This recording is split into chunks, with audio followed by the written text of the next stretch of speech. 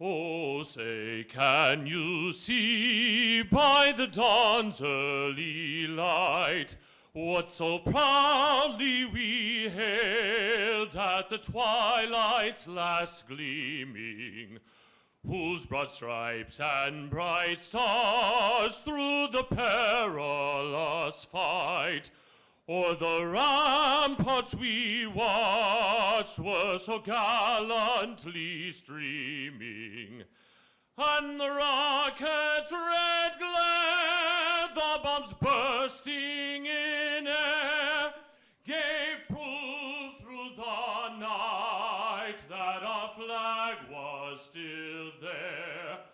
Oh, say, does that star-spangled banner yet wave o'er the land of the free and the home of the brave?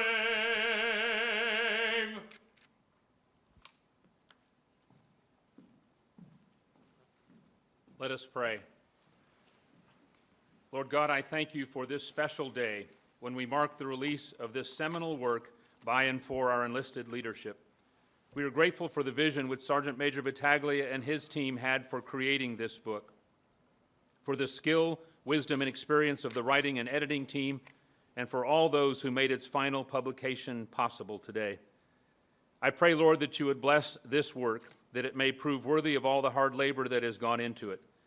May it serve as a useful tool, not only within our military, but for our nation at large, and even for our allies, as we all continue to appreciate and rely upon the absolutely crucial contributions our NCOs and petty officers make every day.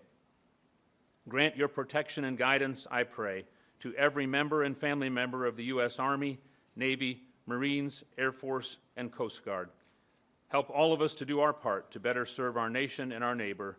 I humbly pray in your name. Amen. Thank you, Staff Sergeant Nall and Chaplain Ames. Ladies and gentlemen, please be seated.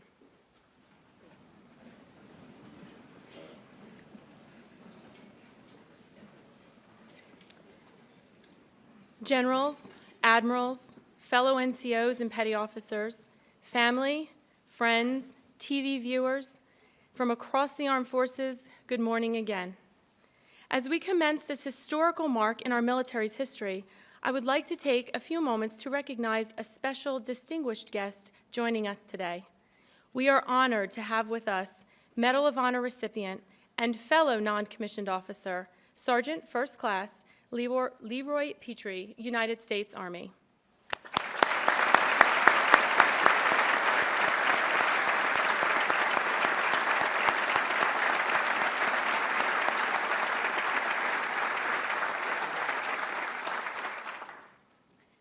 This week, the SEAC is hosting the Defense Senior Enlisted Leader Conference, where it has brought together the service branches and all 9 combatant commands.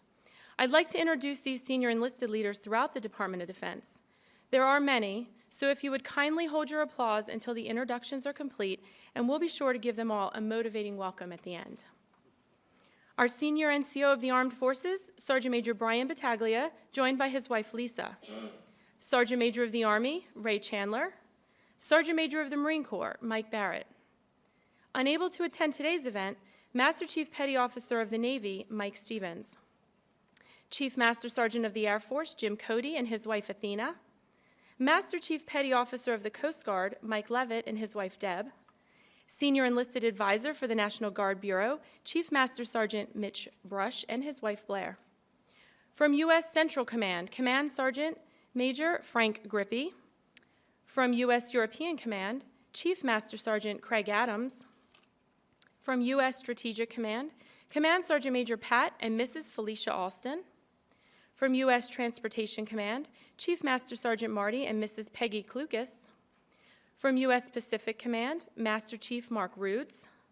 From U.S. Special Operations Command, Command Sergeant Major Chris and Mrs. Lisa Farris. From U.S. Northern Command, Command Sergeant Major Bob and Mrs. Donna Winsenreed. From U.S. Africa Command, Command Sergeant Major Darren and Mrs. Rochelle Bond. And from U.S. Southern Command, Command Sergeant Major Bill and Mrs. Jean Zeiser. Ladies and gentlemen, our senior enlisted advisors and their spouses.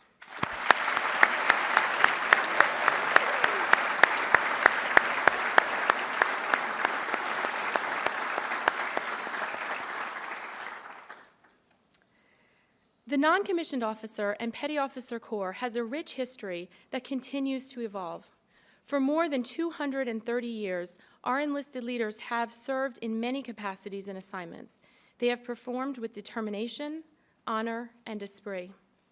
As enlisted leaders in America's armed forces, our non-commissioned officers and petty officers provide an instrumental bridge within our profession of arms. At this time, I'd like to invite our Armed Forces Senior Non-Commissioned Officer, Sergeant Major Brian Battaglia, forward to offer remarks.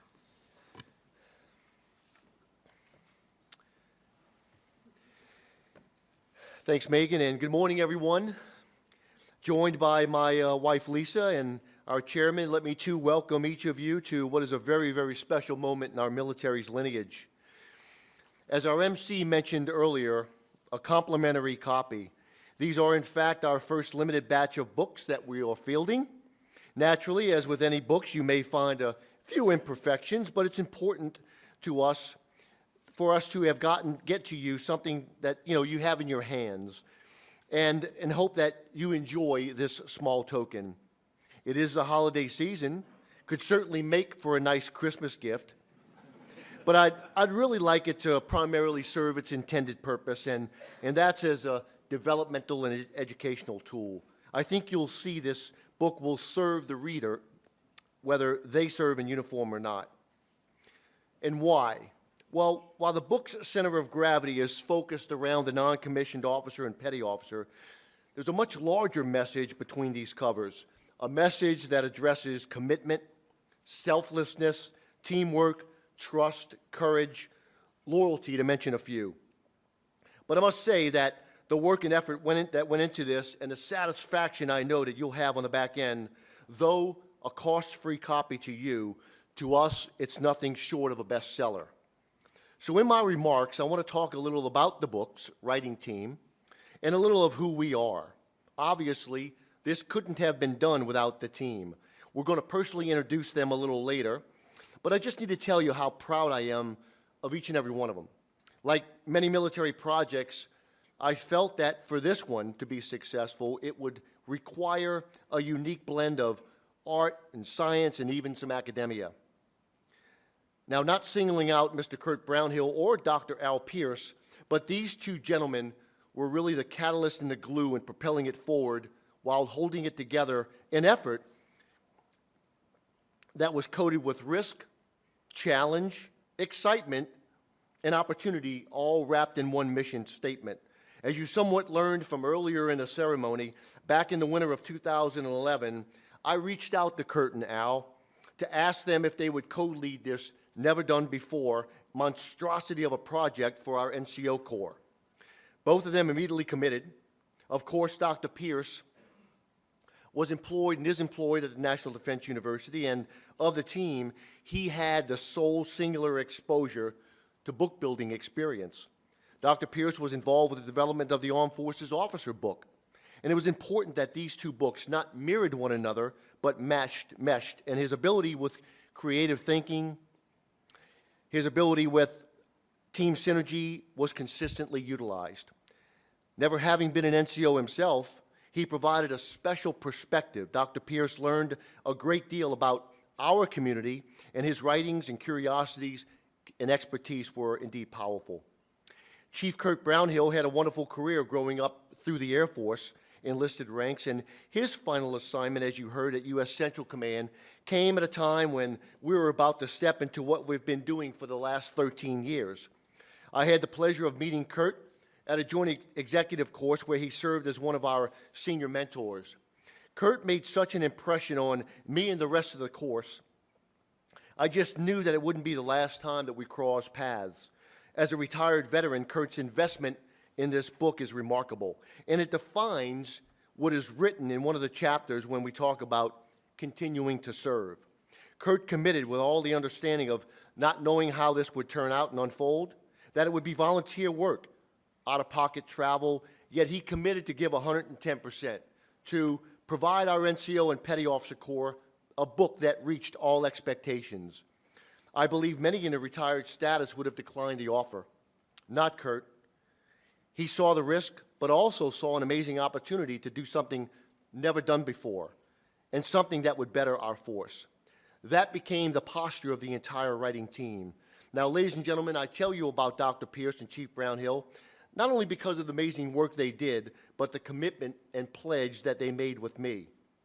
No signed contract, no written terms of reference, but rather a handshake and a square look in the eye, a trusting visual and verbal agreement that we have a difficult task ahead of us, but one we are committed to accomplish. And again, I hope that you enjoy this book. To make up the writing team, each service senior enlisted advisor selected a senior non-commissioned officer and petty officer. Special operations, National Guard, and Reserve components were also chosen as part of the writing team. We'll personally introduce them as well. However, I'd like to mention that this is the team that really did the heavy lifting, and without them, there'd be no book.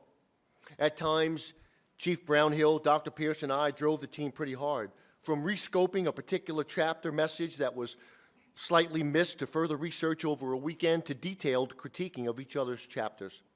This cadre of professionals gelled extremely well together and proved yet again what can be accomplished with dedication and commitment toward a unified objective. My personal staff, NDU Press, our services, and the other volunteers play significant roles throughout this entire process, especially these last 2 hectic months, with meeting deadlines. Dr. Jeff Smotherman, Dr. Bill Eliason, Chris Dunham, to mention a few, have played key roles in getting it ready for editing, photo selection, final print, and initial rollout. Others, some present and some not, also helped with the project, ensuring a holistic and diverse balance was achieved. Now, I wanted to be inclusive as possible, so we decided to reach out to the force for ideas and suggestions for a book title and a book cover, something they wouldn't mind seeing, something they can say that they were a part of. Though through many suggestions and creative ideas, the book cover design we finally selected came from one of the graphics technicians from the United States Army Sergeant Major Academy. Mr. Hugo Cantu and the Army's Sergeant Major Academy provided full support to the book's effort and milestones.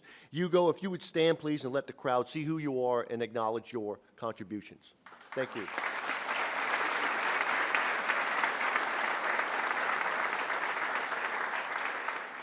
The book's title is simple, and it's self-explanatory. As many of you know, Backbone of the Armed Forces has historically defined our non-commissioned officer and petty officer corps. It belongs on the cover as part of the long-standing description of who we are. From petty officers to sergeants major, from corporals to command chiefs, this book we wrote for you will serve many purposes, reach many readers, deploy with many service members, and hope that it provides tutelage to all. It contains 7 pretty inspiring and aspiring and exciting chapters about the organization and culture to which we belong, the profession of arms, the responsibility and obligation we inherit as leaders, the ethical and moral high ground that we traverse, and the privilege to train, develop, and lead America's sons and daughters, to mention a few. As an armed force, we are very, very fortunate to have the most highly educated, committed cadre of commissioned officers. Our officers see the benefit and investment with empowering its enlisted leader corps to enable, to lead, to influence, train, discipline, set the example, and to march to the sound of the guns. Chairman Dempsey will talk of it often. It's trust. And we would not have the NCO Corps that we have today if it were not for the trust and confidence that our officers have in us. It's not surprising, rather remarkable, as to how over the last 237 years we have grown together as a profession, as an armed force. As our nation's defenders, we join a different service branch under different contracts, and we wear different uniforms. And yet these diverse metrics alone would lead one to believe that there would be extreme difficulties in synchronizing such a group into some form of unity and cohesiveness to serve for one common good and to achieve one unified goal. It goes to show you again that while different, there are many similarities in our ranks and files. For example, we're all volunteers, but more notably, upon our enlistment or accession, we all swore or affirmed an oath to support and defend our Constitution. Every enlisted member, every NCO, the same identical oath, no difference in its words, equal in its meaning. And think about it. Nowhere in any civilian occupation that would hire out of high school at the ripe young age of 18 requires such a verbal and written commitment to swear that we would honorably wear the cloth of our nation to support and defend at all costs. We talk about the oath in this book because it's the very beginning of this all-volunteer team, a patriotic and professional organization that our society respects and admires, and an organization that many nations, and in fact, envy. This profession of arms that you and I belong to is a brotherhood, where our non-commissioned officer and petty officer corps has continuously evolved into our present-day formations.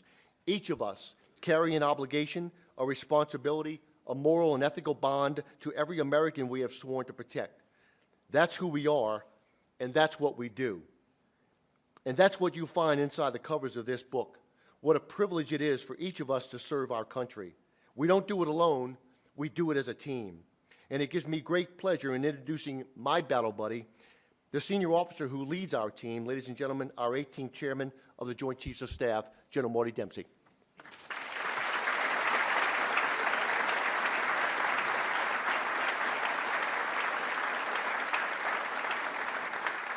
Thanks. I really am delighted to be here and to see all of you here. It's even more important than me being here. You know, some of you know that there hasn't always been a senior enlisted advisor or the chairman. It's kind of, sometimes there is, sometimes there's not. When I became the chairman, the transition team said, do you want us to pursue a senior enlisted advisor to your position? And I said, yeah, of course I do. And they said, why are you so, why are you so definitive about it? Don't you want us to lay out the pros and cons? And I said, no, not really.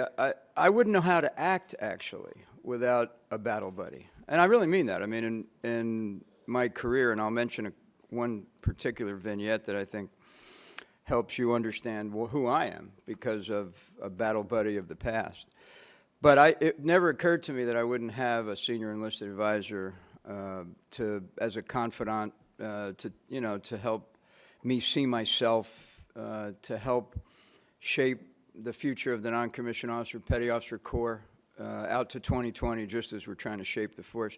It just never occurred to me that I wouldn't have one, frankly. And I hope that becomes institutionalized. And I'm saying it in this audience so that, when my shot clock runs out, whoever takes my place, don't hesitate to pile on him or her to make sure that this is the routine from this point forward. But I want to compliment my battle buddy. When he came to me about two years ago, really right about 2 years ago, with the idea for this book, I didn't know what it would really be, to be honest with you. I didn't want it to be something that gathers dust on a shelf. But then it occurred to me that actually the journey to put the book together might be more important than the book itself, because it would cause you to take a look at who you are as a group of non-commissioned officers and petty officers, and to argue, and I know there was a handful of arguments in the preparation of the book, argue about what are the key leader attributes, what's the special sauce of being a non-commissioned officer and a petty officer.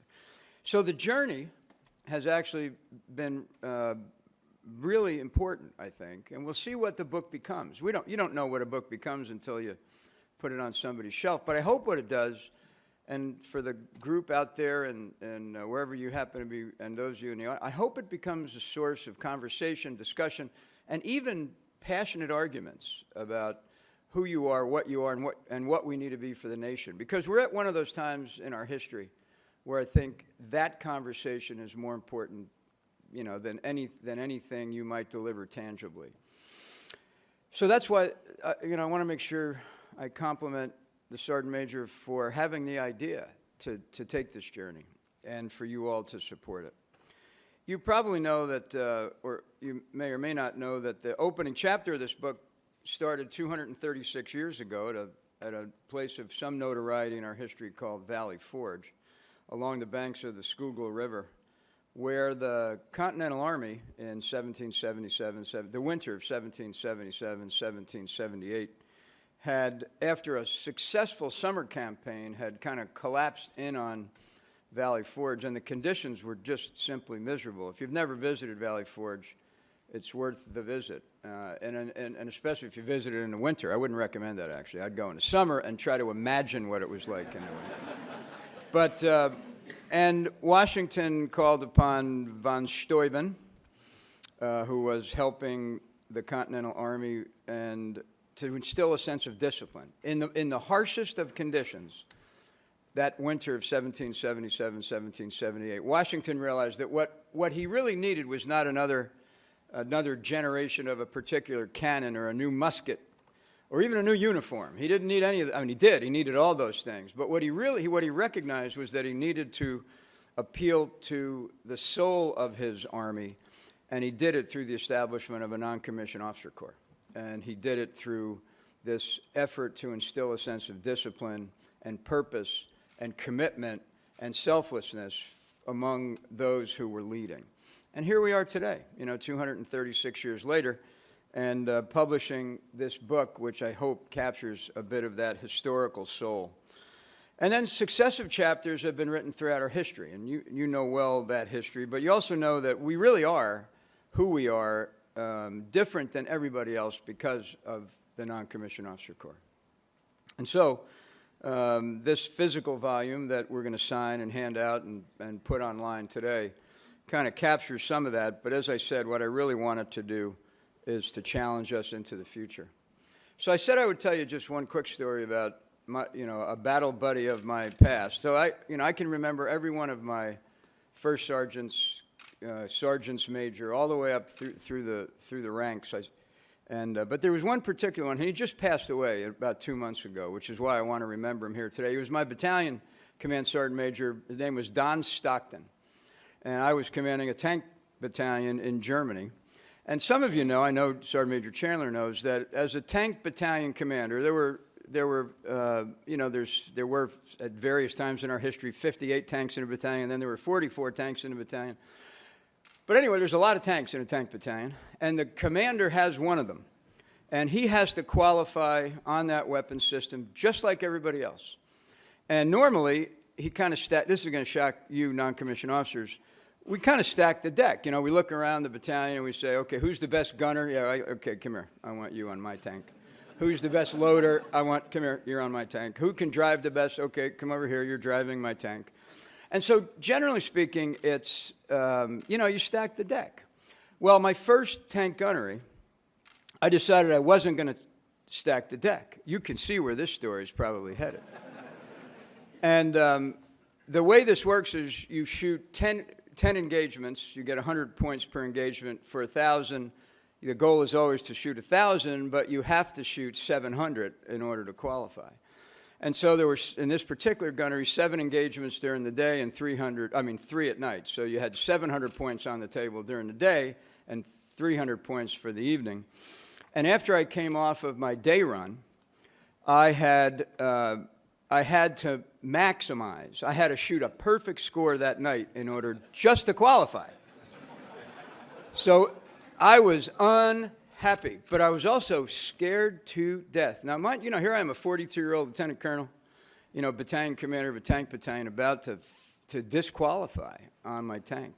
So I heard that the sergeant major was looking for me. So in my mind, I'm playing out the scenario where he comes up and he boosts my confidence and talks me through the night engagements, and this was like, it's dark now, and I'm trying to get myself ready. We're going through the dry runs for the engagements that night, the 3 engagements, and the sergeant major finally finds me, and I'm waiting for this pep talk, and he said, "Sir, I just got one piece of advice for you." And I said, "What's that, sergeant major?" He said, "If you fail to qualify, do not come back to the tower. Just keep on driving, because you are done." And I said, "Wow, that was really inspiring, But, we did max the night engagement, and I qualified by 1 point. I got 701. But you know what? I'm more proud of that than I was of any time in the future when I did stack the deck, by the way. but I was more proud of that than anything I've ever done as a tank commander anyway. So this is really a great moment for the non-commissioned officer and petty officer corps. And besides recognizing my current battle buddy, I want to also recognize those in the past, and in particular Don Stockton, who passed away a couple of months ago. Sergeant First Class Leroy Petrie, thanks for being part of this. You know, I mean, you sacrifice. Everybody's sacrificing a bit over the last 10 years. You in particular sacrificed a bit more, and some of your battle buddies made the ultimate sacrifice. And so, you know, you being here lends a sense of another degree of importance to this ceremony. And by the way, you're terrific about giving of your time for all kinds of events. And I just want to personally thank you and your family, by the way, who we had the privilege to meet when I was the Chief Staff of the Army for that lengthy period of time back in 2011. And I see Ranger Jones over there. Ranger Jones was Chairman Shelton's battle buddy. There wasn't a SEAC in those days, so you were probably really the unofficial senior enlisted advisor, the Chairman, General Hugh Shelton. And again, another guy who, even in retirement, has spent most of his retirement trying to help soldiers, sailors, airmen, Marines, Coast Guardsmen, and their families. So let me end there just by thanking you for everything you do and encouraging you to keep it up. It's not going to get any easier, but the truth is, and I remind anybody who will listen, which is pretty much you and maybe my staff. Other than that, not many people are listening these days. But I do remind anybody who will listen that we all came in the service for different reasons. It's almost impossible, actually, you know, if you've been in recruiting command, and some of you I'm sure have been, it's almost impossible to figure out all the different reasons that people come into the military. But it's not impossible to figure out why they stay. They stay because of good leadership, and they stay because they want to be like someone that they've seen or experienced or served with and have the chance to lead as well. And so for those of you that have achieved the pinnacle of your professions, first, congratulations. Second, thanks for doing it. And third, just always remember that if you ever wanted to lead when it made a difference, you know, it's easy to lead when everything's kind of going great and you got all the money you need, the world is peaceful.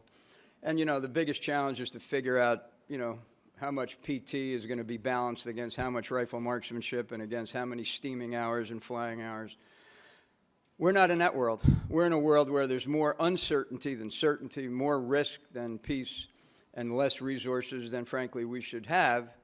But it's a time when your leadership makes a bigger difference. And so I compliment you, and by the way, I mean you who wear the uniform and those of you who are here supporting them and have served just as much over these many decades as your spouses have. So God bless you all. Happy holidays, and I'm proud to be your chairman. Thanks.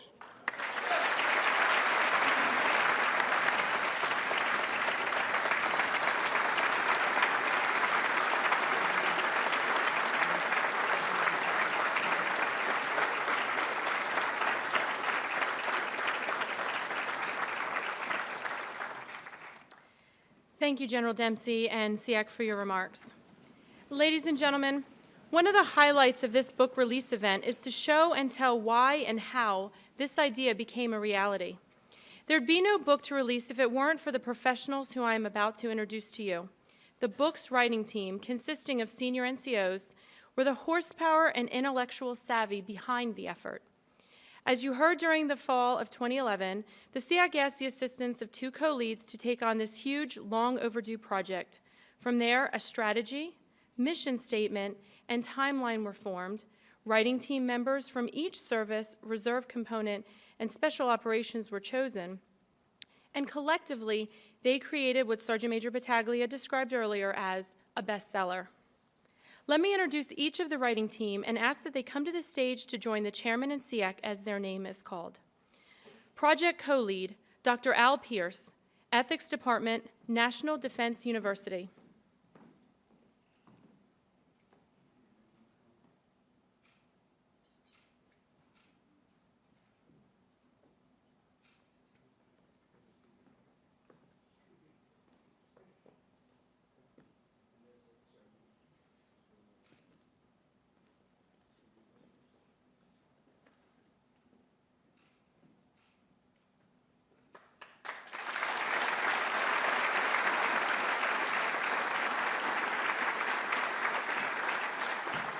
Project Co-Lead, Chief Master Sergeant Retired Kurt Brownhill, former Command Senior Enlisted Advisor for U.S. Central Command under General Abizaid.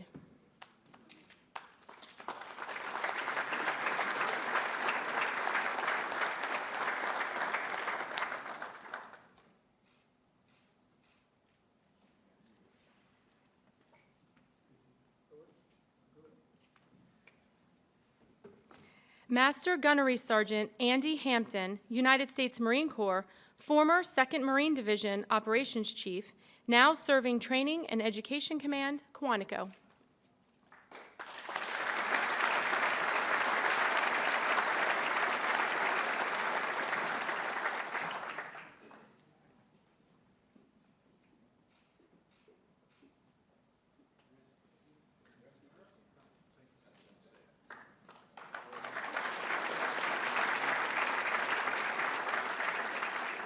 Command Sergeant Major Retired Rich Espinoza, United States Army, former D.C. Army National Guard, Land Component Command.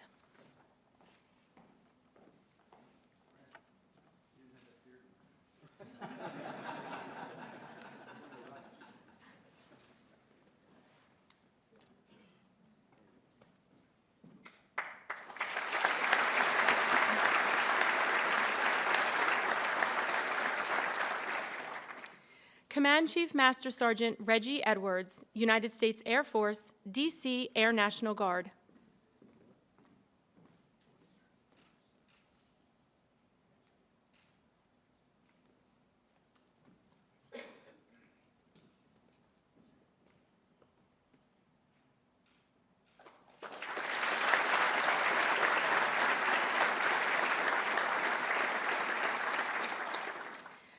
Command Master Chief Petty Officer Don Abel, United States Navy, former Deputy Director, Navy Senior Enlisted Academy.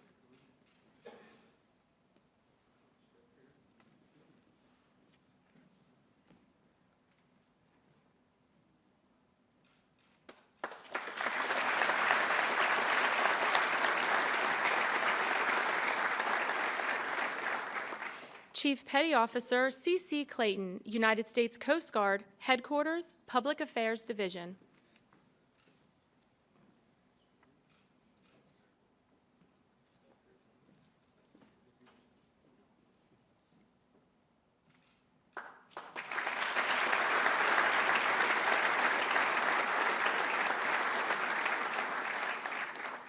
Master Sergeant Jim Horvath, United States Marine Corps, Joint Senior Enlisted Academy, Special Operations Command.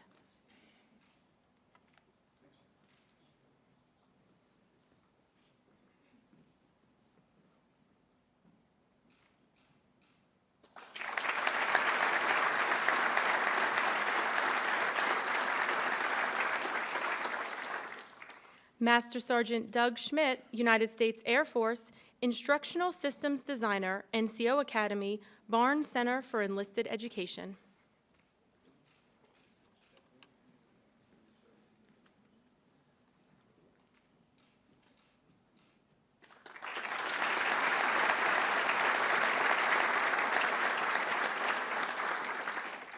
Master Sergeant Joel Zecca, United States Army, Director, United States Army Advanced Leader Course, United States Army Sergeants Major Academy.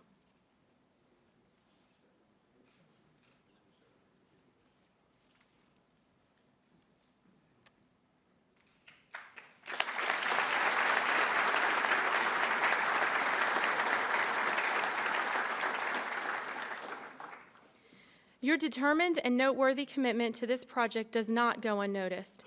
Ladies and gentlemen, one more round of applause for the book writing team.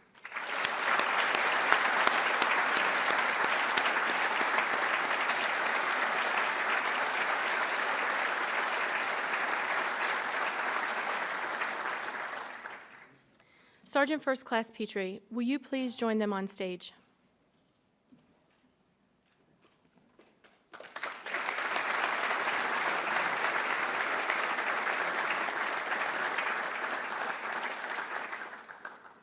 I'd like to draw your attention to the small table center stage. On this table lies the first book, autographed earlier by each member of the writing team, and will now contain the signatures of the 18th Chairman, the SEAC, and Sergeant First Class Petrie.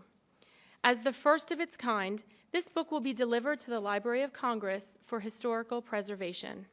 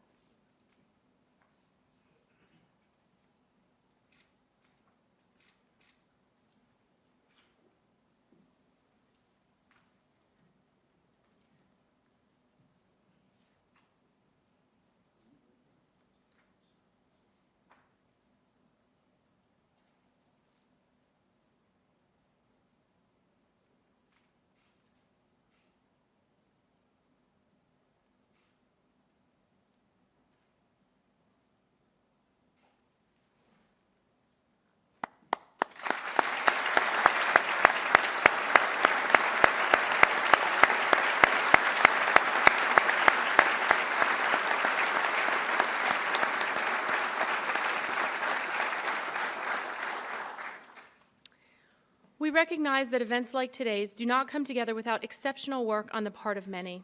I'd like to take a moment to thank those involved in organizing this event, the Chairman's protocol team, the United States Army Brass Quintet, led by Sergeant First Class Voth, our vocalist, Staff Sergeant Nall, Chaplain Ames, and the SEAC staff. Please join me in acknowledging their efforts.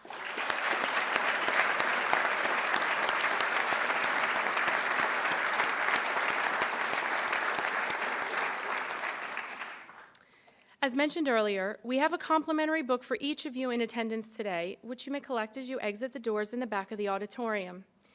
Please stand as we close our event with a motivating rendition of our service medley.